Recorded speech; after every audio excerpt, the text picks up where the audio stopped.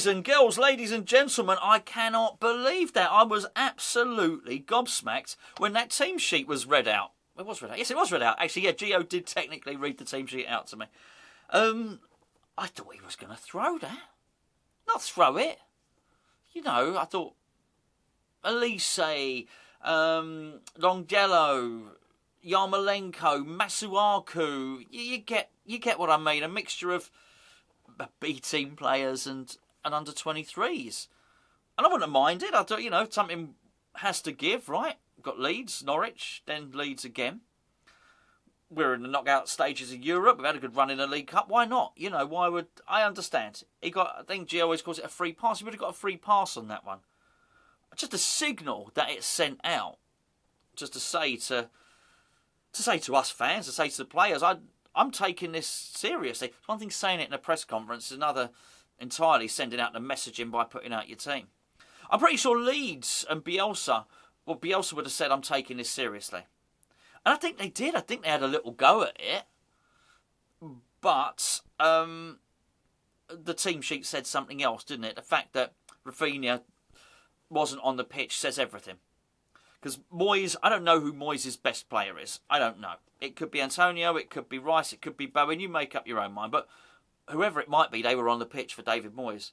Well, who's Bielsa's best player? Probably Rafinha at the moment. If obviously Phillips isn't fit, you'd say Phillips was in the argument. Dallas, Bamford, whatever. They weren't featured. They weren't in this. And I understand some of it was down to injury. But Rafinha was available. But he didn't go for it. So I think the messaging from Bielsa was very, very different. So I liked what I saw from Moyes. Well, yeah, absolutely, mate. This is exactly what I want to see, which is somebody taking it seriously. And do you know what? It made me think, okay, fine. As I said in the build-up show, maybe he knows something. Maybe he knows that Cresswell's coming out really quickly or Zuma's coming out really quickly. Maybe he's confident, really confident of bringing in the players. I was so worried with the Antonio thing when Antonio... was just on the floor. I thought, oh no, this is really, really bad. I actually think that might, hear me out here, I think that might do us a little favour. I think if I was worried, you were worried, Moyes and the bench were worried. The physio was on. There was a point when Antonio was shaking his head. I think if David Moyes was 90% certain to get a striker in this window, I think that might have done it. Because what's the point in getting to this stage in the FA Cup into the next round? By which time, by the way, I only not mentioned it because I'm recording this straight after the game. I don't know the draw as yet. There's no point. Charlie's going to be doing a watch along with the draw, so you'll all know what it is. But what's the point in getting through to the next stage in Europe? What's the point of doing all this stuff if you're going to get 3/4 of the way there in terms of the season, or halfway through the season, whatever the case may be, and then it will just falter because you don't have enough depth as a striker. And I just wonder if that Antonio rolling around on the ground might make Moyes think, I've got to do it. I've got to get that striker, and it has to be done. But I'm sure he knows something we don't. In fact, I'm sure he knows lots that we don't, which is probably why he's managing in the Premier League and we're not, and I'm sat in the shed. But in terms of bringing the players in, I'm pretty sure that there's stuff that he's going to want to get done. And he's probably confident of it, which is probably why he felt, actually, I can have a run in the FA Cup. Oh, before I go any further, this video is sponsored by the OneFootball app. You can click and download the OneFootball app by using the link underneath this screen. Just click on it, download it to your phone, download it to your mobile device. It puts all the West Ham news into one place for you. When you download it, it says, who do you support? You can use a QR code to download it as well if you want. Say West Ham. That's all the transfer gossip, all the team news, all the match reports, like the match we've just seen, and all the injury news. Puts it all into one place for you. That's the OneFootball app. You can download it by using the link below. Best of all, it's free. Some performances from that game. Lanzini, I didn't speak much about him in the review. It is no surprise that we're playing well now. Lanzini's in the team. He's a footballer. He's a pure footballer. And to watch him play alongside Declan Rice is an absolute joy. They look like they just lend each other the ball. But it's a loan. A loan, safe in the knowledge that they're getting it back. There you go, mate. You have the ball. I'll have it back in a second. They're confident in each other's ability. I think it's an absolute joy to watch. And when you've got that measure of control in terms of possession right behind the forwards, whatever call it, whatever, Antonio up front or the front three, whatever you want to call it, that really allows them to function as a unit. really, really well, and create such a massive threat.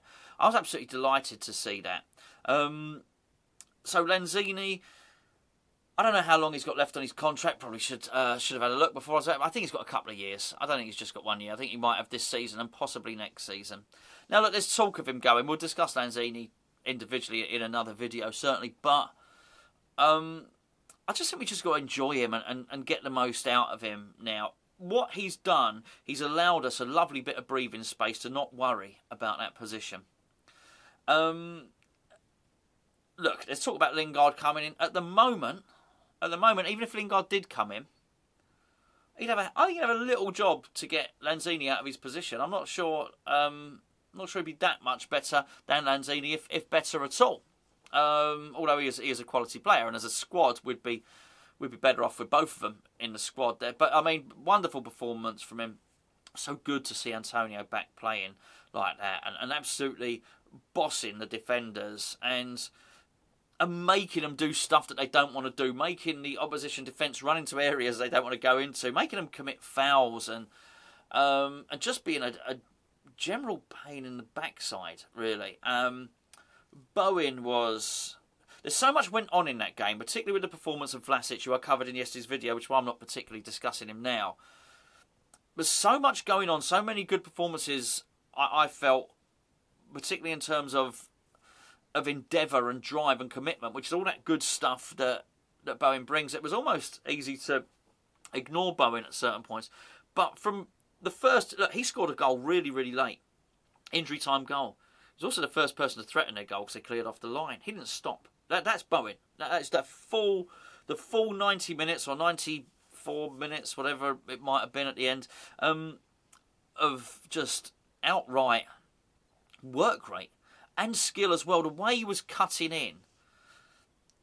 Firpo didn't want to do that, or whether he was marking him, wherever his marker was. He wanted Bowen to run down the line. He did not want Bowen cutting in and running in field, but that's what he kept doing. And it just caused absolute nightmares. And Bowen would cut in and do that. And then Antonio would run the other way. And basically do that. And just causing these massive holes in the opposition defence. And, I mean, there were numerous times where gaps were created, and then... Well, both goals came from very, very similar things. And what's got to happen when you do that is players have got to follow up and get in and support, which is obviously where the first goal came from, because Lanzini got up and he got in support. And sorry, I'll be back onto Lanzini again. Such a quality player. I make no apologies for the Lanzini loving on this one. I really, really won't. Gio was absolutely right, by the way.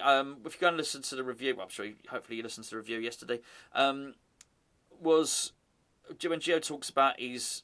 I mentioned in the review, I don't even know where my book is now, but I said I'd only written down a couple of things for Areola. I didn't think he had a lot to do, but one of the things I said at the start of the review was, his distribution was excellent. He threw the ball out really quickly. There's also a kick, which I thought was magnificent. I think the kick might have been to Bowen, actually. It was like a 30-yard chipped pass. It was like Beckenbauer or something. I was really impressed with that, actually. Going to be interesting to see what happens with him, really is, and I'm not convinced. I just think he would have been in the first team all the time by now if we're going to sign him. I'm not convinced by him or Krau. Not them as players, that's not what I'm saying, before anyone says anything like that. I'm not convinced David Moyes is going to make the deals permanent, but I like Areola. He looks really, really good. I just do wonder if he gets to that, the temptation to get Johnson in on a free might be a little bit too much than a massive financial commitment in terms of wages as well. 15 million up front for the transfer fee, then 100 grand's worth of wages. Probably when you look at him, think, hold on a second, that's he's on a free and it's 50 grand a week wages or whatever, 60 grand a week wages. That might play some part in it, particularly if he's given a budget and it frees up money for another player. Anyway, sorry, I'll digress into transfer stuff then. That's the way it goes, isn't it, I guess, at the moment. All in all, I thought it was a really, really good performance. And I thought Rice was the best midfielder on the pitch, but I didn't really say that in the review either. Thought he played well. Just delighted to see it. Now, the commentator got it a bit wrong as well at the start. In fact, the commentator got a lot wrong. I didn't mean to be rude in the review. I didn't know it was Dean Ashton. I'd already made up my mind before I knew it was Dean Ashton, actually. But he said West Ham have got a couple of players missing, and Leeds have got a lot more. I know Leeds had a lot of players missing, but he said West Ham have got... And he named... Who did he name? He named Soufal and he named one other. But hold on, mate, we've got the whole back four missing. This is a completely different back five, including the goalkeeper. It's certainly not, certainly not Soufal, Ogbonna, Zuma and Cresswell, is it? So, bearing that in mind, you've got to give a lot of credit to West Ham there, and the defence as well. Noticed, defence getting a little bit of criticism. We didn't concede a goal. So that's really, really good. I did think Leeds' attack was a little bit blunt, and I think they'll give us a more robust challenge. I think when we play them again. That being said, we do have a good record against them recently, don't we? But Cresswell's back for that one, and Soufal's back for that one as well, and it just got more players back. It's going to be really, really interesting. Anyway, Norwich first before that, but onwards and upwards in the FA Cup. I mean, this is what a great start to the year. It's turned into a good season.